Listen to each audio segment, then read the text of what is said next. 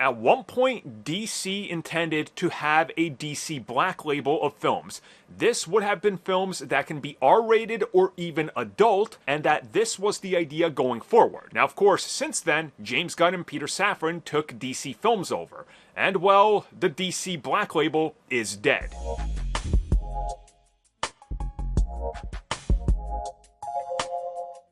Well, now we know that the DC Black label for films that were meant to be Elseworld tales that were a bit darker in nature and focused on different corners of the DC universe, specifically focusing on villains, because there was standalone pitches made for other villains to have films.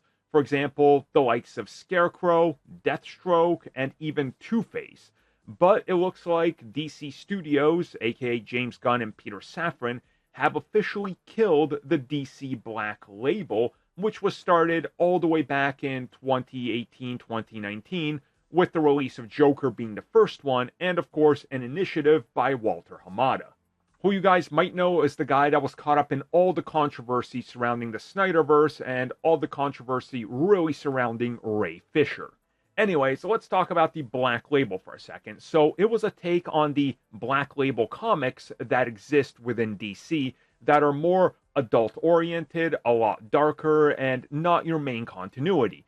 The whole idea was that Joker was going to spawn tons of different styles of darker, more serious, grounded takes on characters, and this label was created for that. Now, of course, with James Gunn and Peter Safran coming on and rebooting everything, we now know that it's DC Studios' DC Universe and DC Studios' Batverse/Elseworld tales. So that's really the distinction now. And, you know, this really isn't surprising.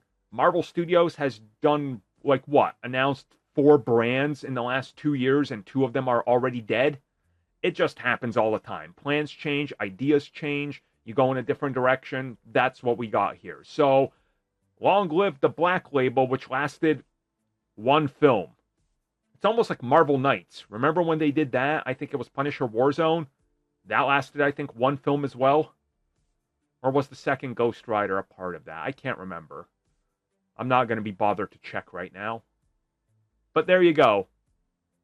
Long live 1 film labels.